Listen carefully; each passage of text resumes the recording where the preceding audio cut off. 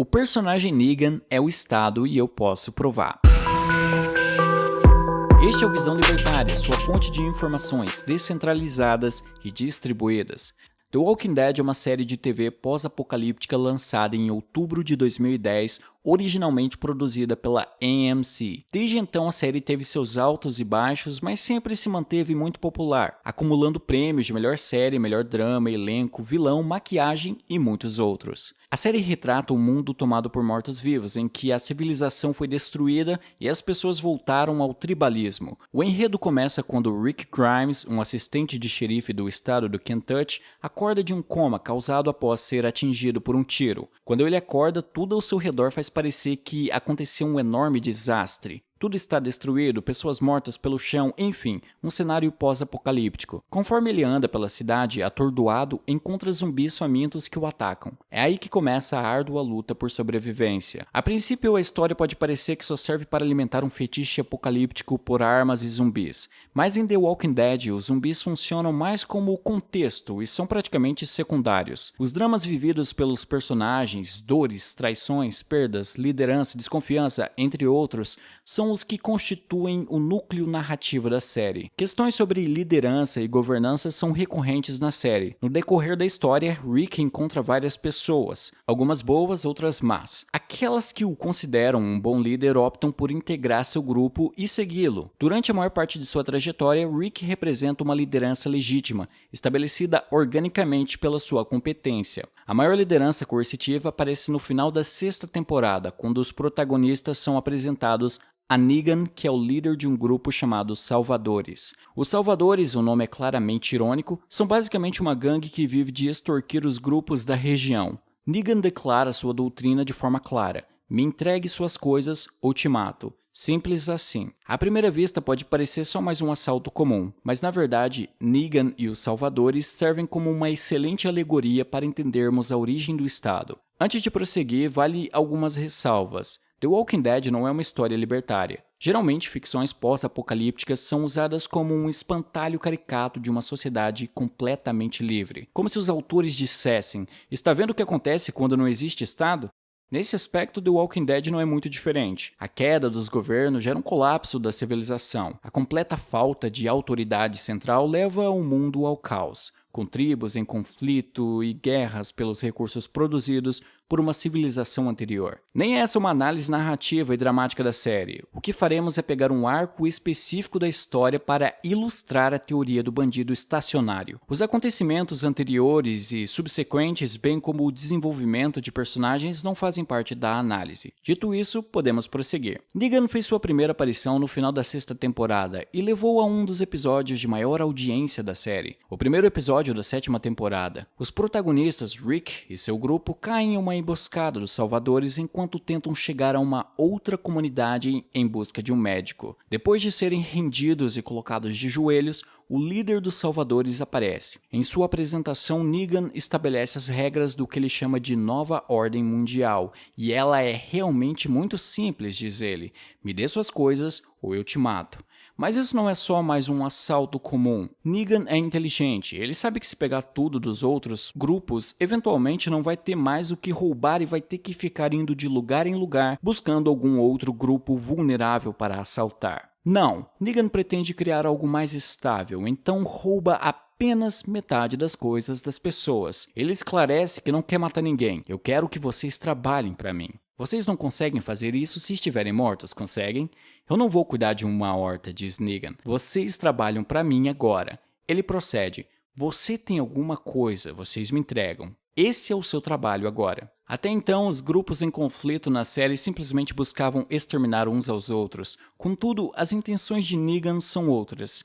Sua preferência é de absorver um outro grupo para dentro do seu. Ele vê o valor produtivo do grupo, mais especificamente os bens que eles possuem e suas habilidades que podem ser exploradas. Ele segue esclarecendo a situação: na verdade, vocês estão ferrados. Mais ainda se não fizerem o que eu quero, e o que eu quero é metade das suas coisas, e se isso é demais, vocês podem fazer, encontrar ou roubar mais. Ele diz: esse é o seu modo de vida agora, quanto mais lutar contra, pior vai ser. Então, se alguém bater na sua porta, você nos deixa entrar. Nós somos os donos dessa porta. Se tentar nos parar, vamos derrubá-la. Para demonstrar sua habilidade de aplicar sua nova ordem mundial, Negan assassina 2 membros do grupo de Rick com um taco de beisebol enrolado em arame farpado. A cena não é menos que brutal. A introdução de Negan representa uma nova época na história de The Walking Dead. O grupo original de protagonistas, sempre independente e vivendo por conta própria, deve aprender a navegar sob as regras dos salvadores. Uma das primeiras coisas que Negan faz para dominar o grupo de Rick é confiscar todas as suas armas. Ele alega que a segurança do grupo será garantida pelos salvadores, então não haveria necessidade de terem ou portarem armas de fogo. Não é dito explicitamente na série, mas fica óbvio tanto para os personagens quanto para quem assiste que os salvadores não têm interesse nenhum em oferecer segurança. Além disso, o real motivo do confisco das armas é simplesmente dificultar ao máximo qualquer tipo de resistência armada contra os salvadores. Qualquer semelhança com a realidade não é mera coincidência. Quando o Estado usa a desculpa de que irá te proteger e por isso você não precisa de armas, lembre-se dos salvadores. Os soldados do Negan também gozam de benefícios e privilégios. Os produtos roubados pelos salvadores são usados primordialmente para abastecer Negan e seus soldados. Para um mundo destruído como o de The Walking Dead, eles vivem com grande conforto, dispondo de energia elétrica, boa comida, roupas, cama confortável e outras benesses, todas elas garantidas pelos produtos tomados rotineiramente dos grupos produtores que habitam a região. Tudo para maximizar a vantagem de ser um soldado. São o equivalente não só à polícia dos estados modernos, mas também aos funcionários públicos de alto escalão, aos políticos e seus aliados. Eles se beneficiam da estrutura estatal e a última coisa que querem é que essa estrutura seja contestada. Naturalmente, os grupos dominados tendem a resistir ao controle dos salvadores, que nunca deixam de responder com surpreendente violência. Nenhuma violação das regras arbitrariamente estabelecidas por Negan é deixada em branco e a morte é a punição mais frequente. Uma característica distinta do exército do Negan é uma espécie de lema que os identifica. Os salvadores dizem que todos nós somos Negan. Em vários episódios, vemos seus soldados repetirem quase religiosamente: "Eu sou Negan". Essa tática é usada para proteger o líder e instalar uma noção de unidade mandatória. Negan dá as ordens e não espera nada além de conformidade absoluta. Em um paralelo com os estados modernos, dizemos abertamente que todos nós somos brasileiros.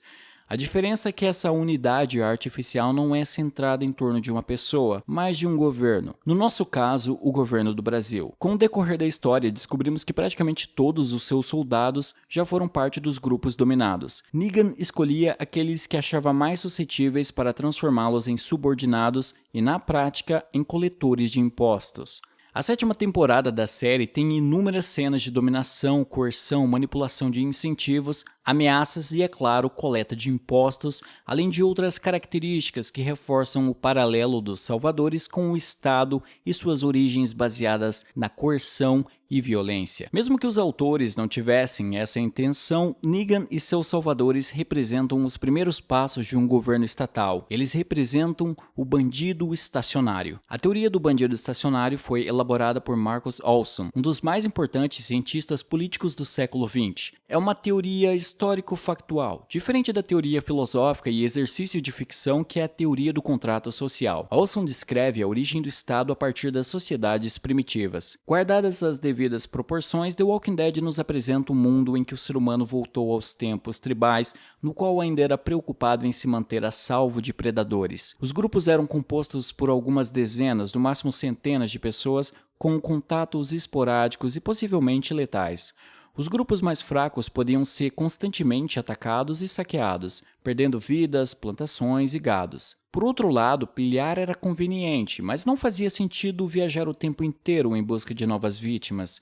O mais eficiente e produtivo era saquear de forma recorrente uma mesma comunidade. Para isso ser possível, a pilhagem não podia ser total. Isso era uma vantagem até mesmo para os saqueados. É melhor ser roubado de forma constante e leve do que de forma irregular e muito mais violenta. Ambos estão em melhor situação se o bandido se estabelece como estacionário que monopoliza e racionaliza a pilhagem. O bandido estacionário cuida da população para aumentar sua produtividade e maximizar o volume da pilhagem, não para o bem comum. De fato, quando essas comunidades são dominadas por esses bandidos, elas são escravizadas. Quando Negan declara que Rick e seu grupo irão ter que trabalhar para ele, está apenas anunciando quais vão ser as condições dessa servidão. Na prática, o grupo de Rick foi escravizado por Negan. Em seu livro Anarquia, Estado e Utopia, Robert Nozick propõe uma história chamada de O Conto do Escravo. Nesse conto, Nozick pede ao leitor que se imagine um escravo em uma plantação.